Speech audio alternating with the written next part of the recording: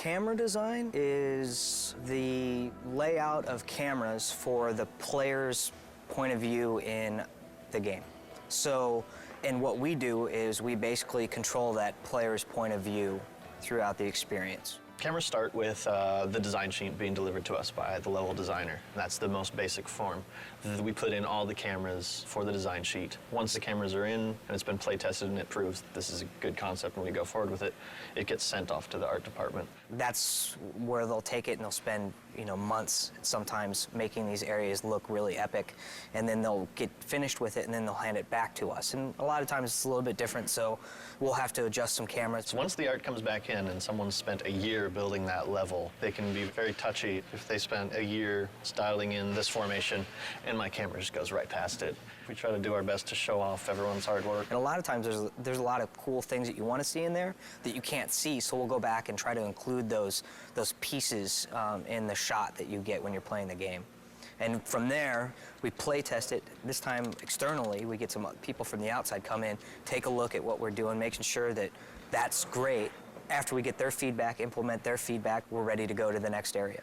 Anything we can do to make the cameras feel cinematic.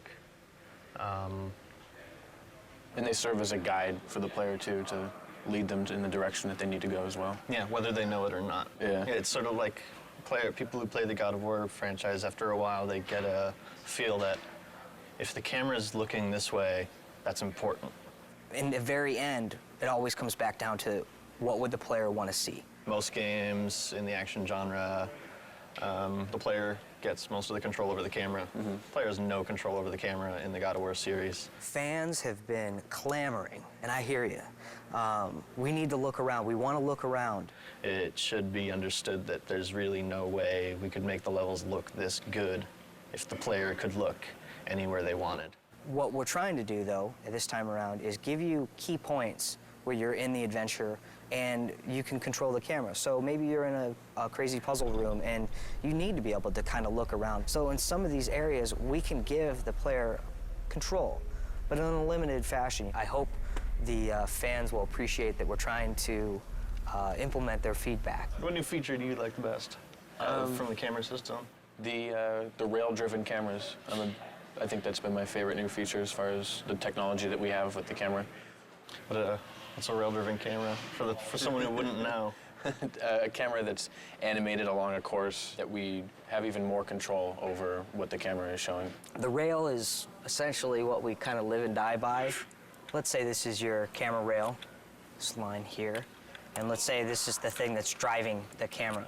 And imagine this is a section of a hallway or something like that Kratos is moving along. We can take this camera here and we can key it. So we key to two different positions. So Kratos is here, the camera is here. When he starts to move along, as Kratos moves along, it will drive the animation of the camera to animate to that position. So as you're cruising along, you'll kind of see it, this kind of view where it's low and looking up at him, and then as he moves along, it will kind of track him and follow him. That's like one of our cool new things that we have that we think we can add a lot of kind of cinematic views to the game.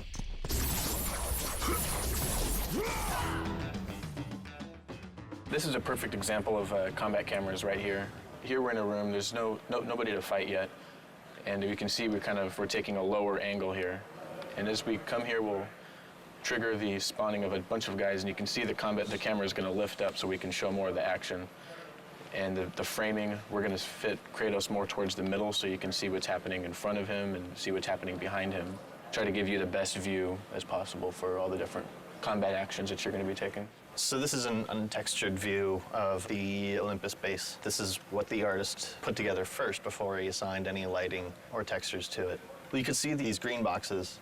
These are the camera zones. They determine when Kratos is within one of those boxes, and once he is, the specific camera tied to that box gets activated. This is what a level would look like after we've added our cameras. You've got it panning around, following Kratos. If you were to take that off, it would basically look something like this.